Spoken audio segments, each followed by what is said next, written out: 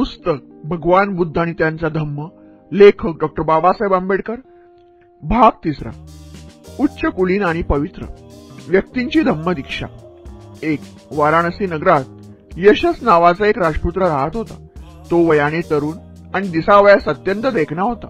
तो आपल्या आईवडिलांचा अत्यंत आवडता होता. त्याच्याजवळ विपुल संपत्ती होती. त्याच्याजवळ मोठा लवाजमा असून त्याचे अंतःपुरही मोठे होते. तो आपला सर्व वेळ फक्त नृत्य, मद्यपान आणि विलासात घालवी. 2. काही वेळ लोटल्यानंतर त्या सर्वांची त्याला शिसारी आली. या गर्तेतून कसे बाहेर पडावे? असल्या जिण्यापेक्षा जीवनाचा अधिक चांगला असा एखादा मार्ग आहे काय? काय करावे हे न कळल्यामुळे आपल्या पित्याचे घर सोडून जाण्याची त्याने ठरविले. 3. एका रात्री त्याने पित्याचे घर सोडले आणि तो इकडे तिकडे भटकू लागला. फिरता फिरता तो ऋषीपत्तनाच्या दिशेने वळला. 4. थकवा आल्यावर तो खाली बसला आणि स्वतःशीच मोठमोठ्याने म्हणू लागला, मी कुठे आहे? त्यातून अर्धा मार्ग कोणता? अरे रे, काही दुर्दशा, केवढे हे संकट. 5. ज्या दिवशी तथागताने पंचवर्गीय भिक्खूंना ऋषीपत्तन येथे पहिले प्रवचन दिले, त्याच दिवशी रात्री हा प्रकार घडला. यशस ऋषीपत्तनला येत असतानाच तेथे राहत असलेले तथागत भगवान बुद्ध पहाटे उठून उघड्या हवेत तिकडून तिकडे फेऱ्या घालीत होते. आपल्या भावना व्यक्त करीत येणाऱ्या त्या उमद्या तरुण यशसला भगवंतांनी पाहिले. 6. आणि त्याचा तो नैराश्याचा सूर ऐकून भगवंत म्हणाले, काही दुःख नाही की काही संकट नाही. मी तुला मार्ग दाखवितो. आणि भगवंतांनी त्याला आपल्या धम्माचा उपदेश दिला. 7. आणि यशसने जेव्हा तो उपदेश ऐकला तेव्हा तो हर्षभरीत झाला. मग त्याने आपली सोनेरी पादत्राणे काढली व भगवंताच्या सन्निधी जाऊन बसला आणि आदराने त्यांना वंदन केले. 8. भगवान बुद्धाचे शब्द ऐकून तथागतांनी शिष्य म्हणून आपला स्वीकार करावा अशी त्यांनी विनंती केली. नंतर भगवंतांनी त्याला बोलावून भिक्खू होण्याविषयी सांगितले. यशसने ते मान्य केले. 10. आपला पुत्र नाहीसा झाल्याचे समजल्यावर यशसच्या आई वडिलांना अत्यंत दुःख झाले. पित्याने त्याचा शोध लावण्यास सुरुवात केली. ज्या ठिकाणी भगवंत आणि यशस भिक्खूच्या विषयात बसले होते त्या ठिकाणी यशसचा पिता आला आणि त्याने भगवंतांना विचारले, भगवान, माझा मुलगा यशस याला आपण पाहिले काय? 11. भगवंत म्हणाले, महाराज, आत या.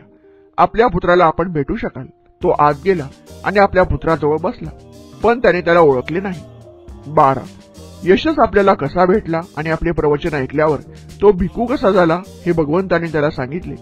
तेव्हा पित्याने पुत्राला ओळखले आणि आपल्या पुत्राने योग्य मार्ग स्वीकारल्याबद्दल त्यांना फार आनंद झाला. 13. बाळ यशस, पिता म्हणाला, तुझी आई शोकाने आणि दुःखाने व्याकुळ झाली आहे. घरी परत ये आणि आपल्या आईला पुन्हा सुखी कर. 14. नंतर यशसने तथागताकडे पाहिले आणि तथागत यशसच्या पित्याला म्हणाले, यशसने पुन्हा त्या संसारी जीवनात जावे आणि पूर्वीप्रमाणे ऐहिक सुखाचा उपभोग घ्यावा अशी आपली इच्छा आहे काय? 15. आणि यशसच्या पित्याने उत्तर दिले, जर माझा पुत्र यशस याला आपल्याबरोबर राहण्यास फायदा आहे असे वाटत असेल तर त्याला राहू द्या. 16. निरोप घेण्यापूर्वी यशसचा पिता म्हणाला, भगवान तथागताने माझ्या घरी माझ्या कुटुंबियासमवेत भोजन करण्यास संमती द्यावी. 17. तथागतांनी आपली वस्त्रे परिधान करून भिक्षापात्र घेतले आणि यशस बरोबर ते त्याच्या पित्याच्या घरी गेले. 18. तेथे पोहोचल्यावर यशसची आई आणि त्याची पूर्वायुष्यातील पत्नी यांना ते भेटले. भोजनानंतर तथागतांनी त्या कुटुंबातील सर्व मंडळींना आपल्या धम्माचा उपदेश दिला. तो ऐकून त्यांना फार आनंद झाला आणि त्यांनी त्या उपदेशाचे पालन करण्याचे वचन दिले. 19. वाराणसीतील एका श्रीमंत कुटुंबात यशसचे 4 मित्र होते. विमल, सुबाहू, पुण्यचित आणि गवामपती अशी त्यांची नावे होती. 20.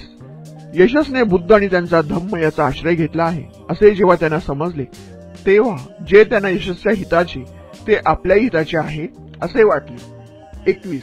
म्हणून ते यशसकडे गेले आणि शिष्य म्हणून आपला स्वीकार करण्याविषयी त्यांनी भगवान बुद्धाला प्रार्थना करावी असे त्यांनी त्याला सांगितले. 22.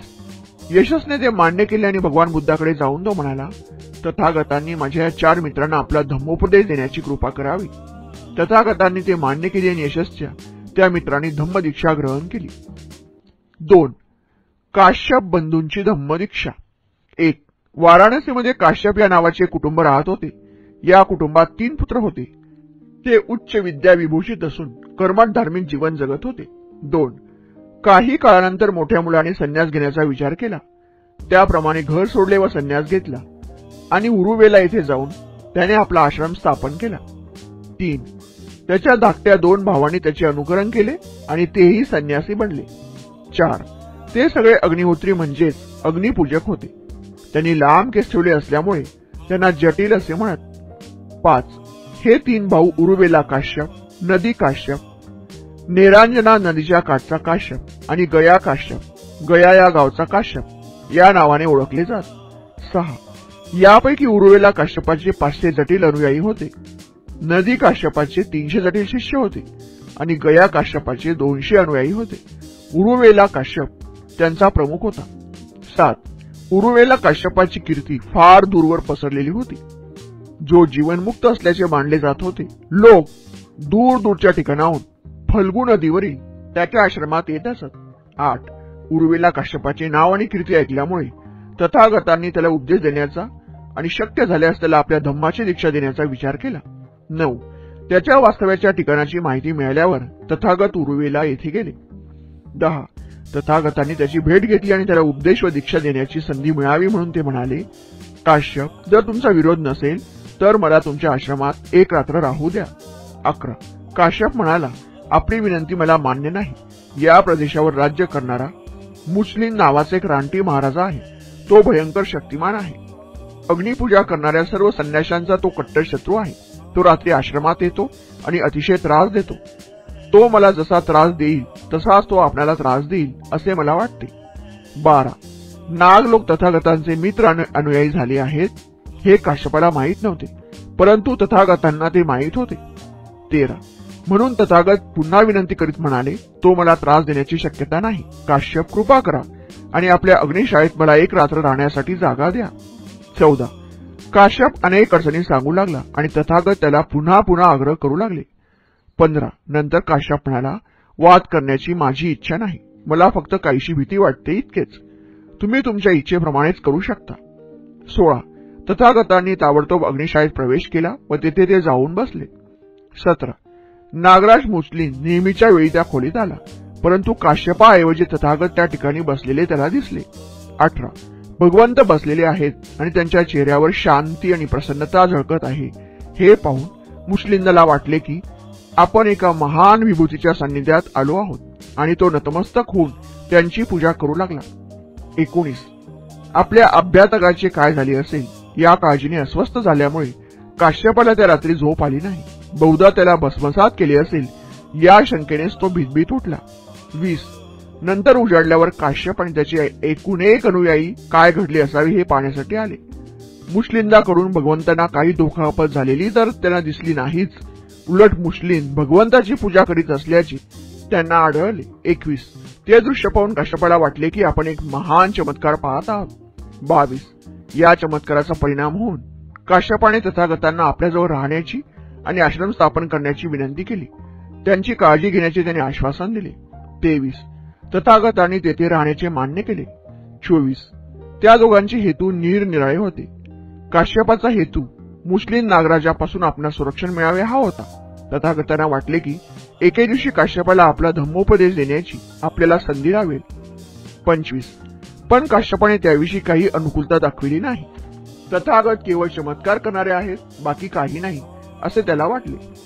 26. एके दिवशी आपण स्वतःच त्या बाबतीत पुढाकार घ्यावा असे तथागतांना वाटले आणि त्यांनी काश्यपाला विचारले, तुम्ही अरहंत आहात काय? 27. जर तुम्ही अरहंत नसाल तर या अग्निहोत्रामुळे तुमचे काय हित होणार आहे? 28. काश्यप म्हणाला, अरहंत होणे म्हणजे काय हे मला माहीत नाही. आपण ते मला स्पष्ट करून सांगाल का? 29. नंतर भगवंत काश्यपाला म्हणाले, अष्टांग मार्गापासून च्युत करणाऱ्या सर्व वासनांना ज्याने जिंकले आहे तो अहरंत. अग्निहोत्रामुळे मनुष्य पापमुक्त होऊ शकत नाही. 30. काश्यप हा एक अहमन्य पुरुष होता, परंतु तथागतांच्या विधानातील सामर्थ्य त्याला जाणवले. प्रथम मनाची नम्रता व शालीनता व्यक्त करून आणि शेवटी खऱ्या धर्माला पात्र होण्याची तयारी करून त्याने हे मान्य केले की जगद्वंद्य भगवंताच्या बुद्धिमत्तेशी आपल्या क्षुल्लक बुद्धिमत्तेची तुलना करता येणे शक्य नाही. 31. आणि शेवटी खात्री पटल्यावर अत्यंत नम्रतेने भगवंताचा सिद्धांत मान्य करून उरुवेला काश्यप त्यांचा अनुयायी झाला.